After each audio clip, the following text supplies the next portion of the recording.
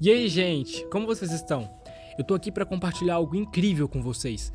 Acontece que eu estava meio entediado há algumas semanas atrás e eu decidi desenhar pra clarear minha mente.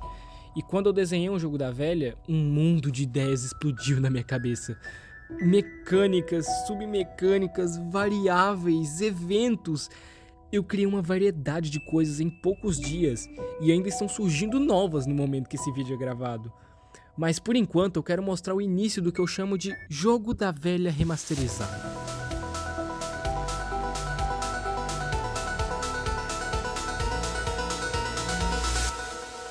Aviso, esse vídeo é totalmente focado apenas neste primeiro mundo, porque explicar todas as até então 57 mecânicas daria um vídeo inviável, não só pelo tamanho, mas também pelo trabalho que ele exige.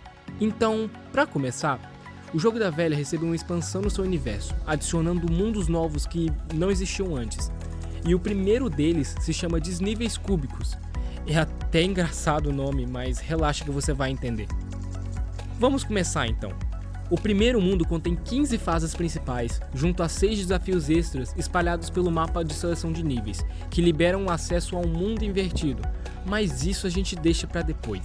Primeiro, vamos começar do básico, seguindo por cada um dos níveis até chegarmos no final, entendendo como a progressão do jogo funciona. A primeira fase não é nada muito novo, é um jogo da velha comum, mas calma, nós estamos apenas te introduzindo ao que você já conhece. Indo para a segunda fase, temos uma modificação no seu tamanho. Porém, não é o suficiente para ser algo interessante, né? Então, na terceira fase, nós introduzimos uma nova regra ao jogo, a altura. A altura impede que certos símbolos se interajam, ou seja, isso significa que símbolos colocados em alturas diferentes não respondem um ao outro. Não entendeu? Por exemplo, vamos supor que você está nessa situação aqui. Ignorando que o oponente bolinha existe, você fez 2 jogadas e você está prestes a ganhar, certo? Nesse caso, você poderia marcar aqui embaixo e comemorar sua vitória, não é? Errado. Você precisa de 3 símbolos no mesmo nível para que a combinação funcione. Com a altura, muitas estratégias novas nascem e outras caem, porque não podem ser aplicadas, e é aqui que a diversão começa. Essa regra pode moldar como você enxerga um tabuleiro de uma forma totalmente diferente, como por exemplo na quarta fase. Aqui a altura ela fica somente na borda do tabuleiro, então você pode fazer muitas coisas para distrair o seu oponente. Agora na quinta fase é introduzida a primeira mecânica do jogo, o bloco. Mas calma, que quem vai explicar dessa vez não sou eu.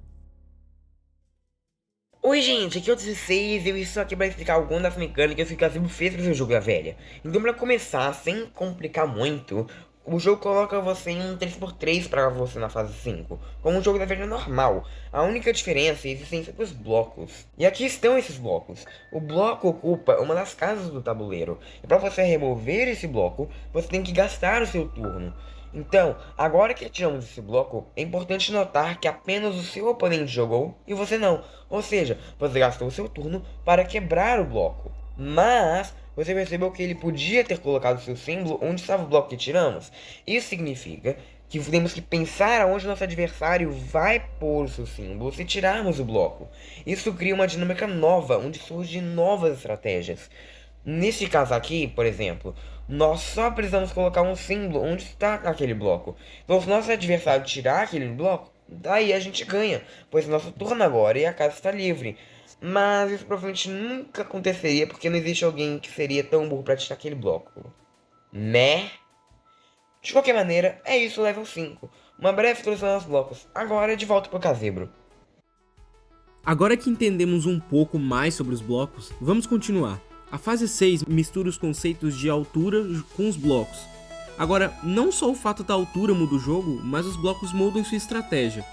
Divertido, não é? Bem, eu não posso dizer nada ainda, sendo que pouca gente testou essas fases em prática, mas definitivamente os playtesters se divertiram muito nelas. Para a fase 7, precisamos introduzir um tipo de evento, os coletáveis e as interações. Para explicar de forma prática, os coletáveis são itens que podem ser adquiridos no tabuleiro e armazenados no seu inventário quando você coloca um símbolo na casa onde eles estão, enquanto interações são eventos que podem acontecer caso o jogador faça uma ação em específico ou com um cenário de fundo, uma interação com o cenário de fundo. Pareceu confuso? Relaxa, Coletáveis e interações estão separados por mecânicas únicas para cada mundo que iremos explicar. Então, aos poucos, nós vamos nos introduzir ao nosso ritmo. Hoje, iremos entender como a chave e o bloco metálico funcionam. Seguinte, vamos usar a fase 7 de exemplo. Aqui nós temos um tabuleiro normal, apenas para nos introduzirmos como funciona, beleza? Então, supomos que você está nesse caso em específico. Caso você coloque seu símbolo em cima da chave, significa que você a coletou e agora tem um item no seu inventário. Você também gasta seu turno para usar um item, assim como quebrar um bloco. Então cuidado! Agora, explicando como o próprio bloco metálico funciona, é simples.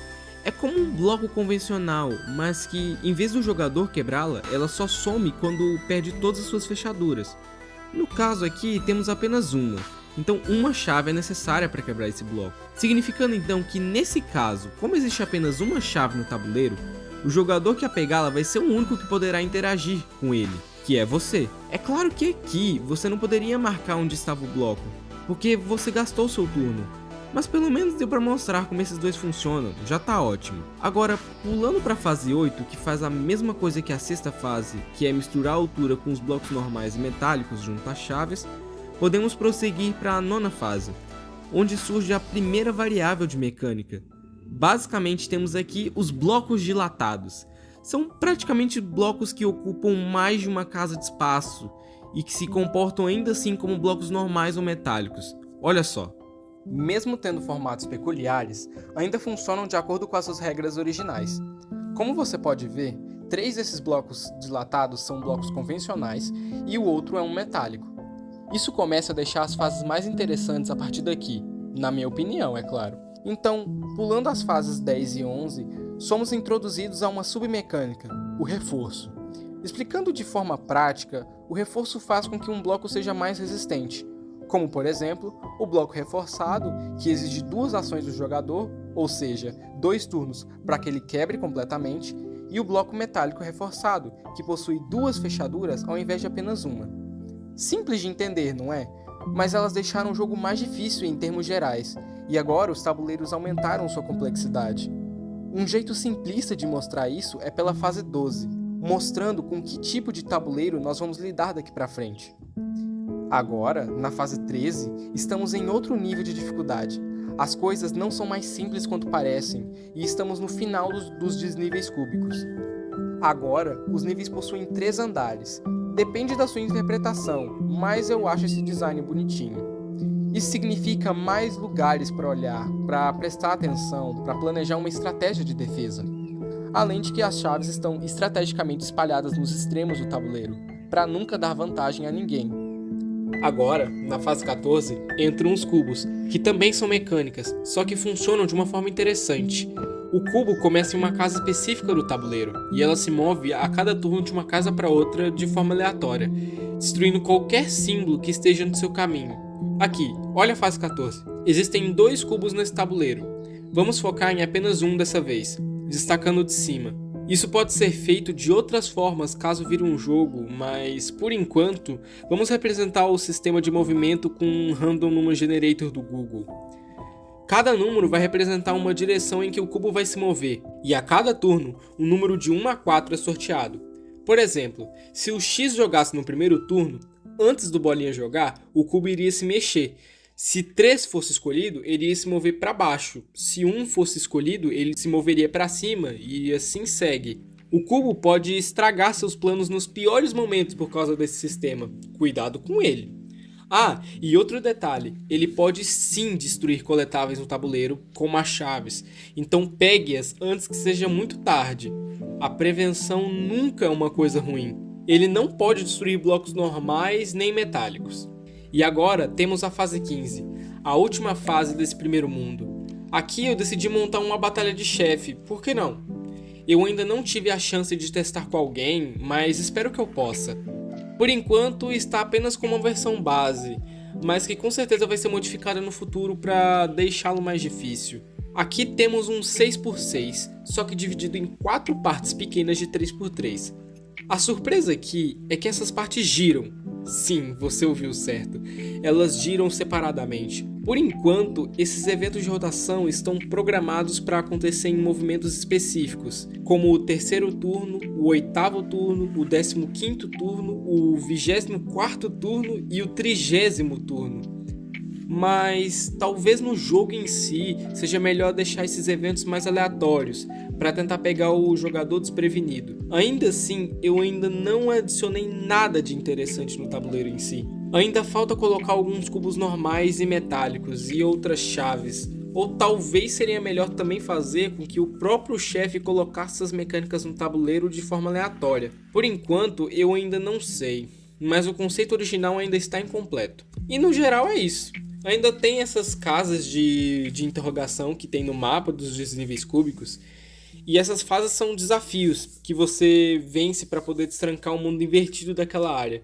Mas isso é em outro vídeo, ok? De qualquer forma, se estiver curioso, tá aqui as imagens desses desafios desenhadas no meu próprio caderno. Eu vou finalizando o vídeo por aqui, gente. Eu quero fazer mais vídeos sobre os outros mundos e explicar mais mecânicas, mas até lá, quem quiser me ajudar a tornar esse projeto real, entrem nesse grupo do Discord que vai estar aqui na descrição desse vídeo. Mas por favor, entrem só se estiverem realmente dispostos a ajudar e tiver certeza no que pode ajudar. Vamos receber vocês com o máximo de atenção e vamos organizar as suas funções. Falou, gente!